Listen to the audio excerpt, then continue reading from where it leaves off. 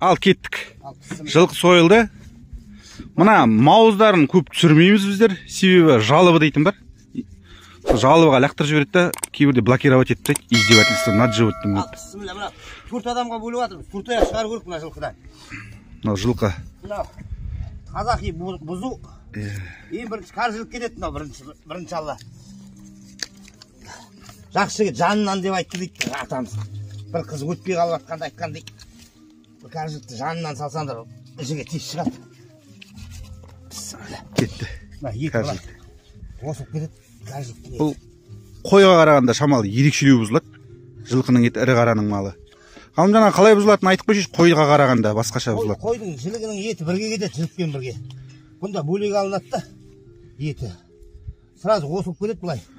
Үйге апарып осады біз бірақ. Асқар бір қарап жүр. Асқар деген Ғалымжан ағамның құрдасы, әрі Жетпісбай дейтін тумамыздың баласы. Ғалымжан ағамның баласы екеуі құрдас, ағам екеуі. Бұл жас қасапшы. Осы 2-3 жылдықта. Бұл Мбаппе сияқты футболшы, но Ғалымжан ағам Месси сияқты енді. Бұрыннан келе жатқан. Міне Асқар інім артқы аяқты түсіріп жатыр. Ғалымжан ағам алдыңғы аяқты түсіріп жатыр. Мынау асықчілік. Міне асықчілікті міне жамбасқа дейін. Ірі қарада, міне ірі қара жылқы сойған кезде жілікке ет қалдырмайды қойдыкіндей. Шамалы ғана ет қалдырады асылғанда. Сом етін бөлек алады міне былай қылып.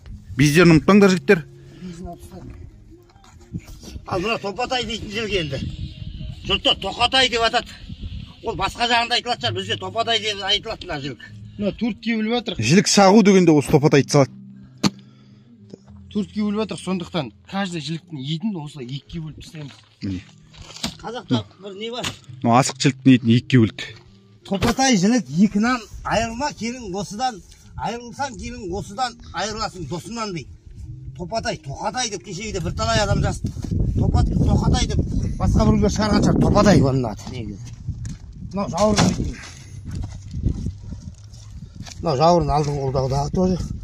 Бұнда ет. Орысша қоспаймыз. Қазақша Ғалымжан аға таза қазақ тілінде мына контент. Жауырын міне. 70 жыл алдаған ғой орыста. Кейбірде кетіп қалады енді кешірімдер. Совет үкіметінен келатқан адаммын. 2 жыл сол орыстың елінде су іштеттім. Армияда. Міне. 2 жыл. Қойдыкінен айырмашылығы міне жауырынның етінде сылынып алады. Тек асуға жауырынды жаңағыдай жалаң сүйек қалдырмайды. Асуға жарамды қылып, етін қалдырады да, қалған етті сылып алады. Сосын мына төртке бөлгендіктен әрбір етте бір жақтыкін екіге, ана екінші жағын екіге бөліп тұрады. Сол кезде еті де сүйегі де тең бөлінеді. Міне. Ордан жілік. Міне ордан жіліктің еті мынау. Ордан жіліктің еті. Анау тобық, ане тоқ болсаң да тоқ мүжі дейтін қазақтың сөзі бар. Аш болсаң да асық кемірме дейді қазақ. Сол тобықты міне алып шығарып жатыр. Міне екіге бөліп болды. 3 минуттан асып кетті Ғалымжан аға. Сали қарашы мынаны. Осыны түсіріп жүрді я қазір бір жағын. Осы тоқтап жалғастырыла ма болды сосын Сали? Жалғастырылады. Жалғастырып солай түсірген жоқ адамдар. Так, еттерім бұзылды. Паузаны баса тұрам. Қазір әрі қарай жалғастырамыз. Кеттік ал, төсет. Төсет мына жылқының сиыр. Жылқыныкі сиырдікіне қарағанда басқа шалынады. Себебі қала аласың мынаны әйтпесе қаздың ет бар. Алған кезде бір жағын аламыз міне. Бір жағы алынады. Бұл да екіге бөлінеді қазір 4 аяқ бөлген кезде. Мен жүрсем. Мынау жая дейтін зат. Мынау жаяның еті. Шынберген айтқан кімге керек жалмен жая жегенің бауырларының қылтамақ болып жатқанда деп. Жал жая жеп мақтануға болмайды. Бұл жаңағыдай етті көрсетейік деген неде түсіріп жатқан жоқпыз бұны. Жаңағы көрсін, үйренсін деген. Қазір міне жаян екіге бөлінеді. Төс алынды, енді міне мойын ет кетті. Мойын ет міне кеңірдектің тұсынан түсесіздер. Мойын омартқан жағалап төмен қарай кетеміз жалға қарай.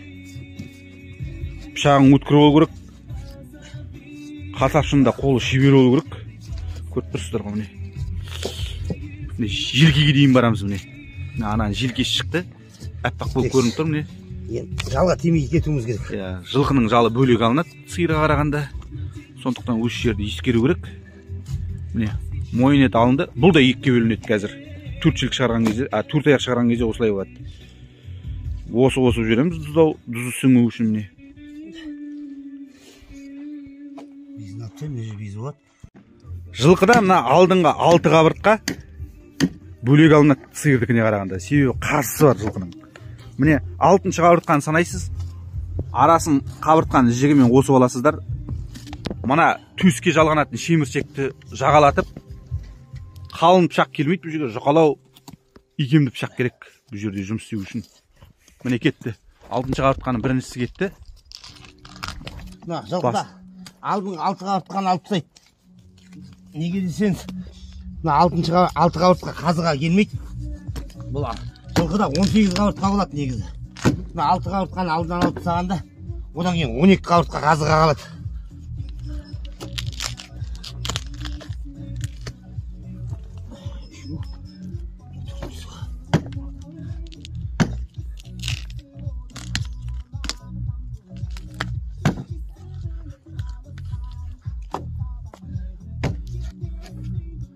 Міне 3 қабырға кетті. 4-еу кетті мәлі. 4-еу кетті. Міне 5-ші қабырға.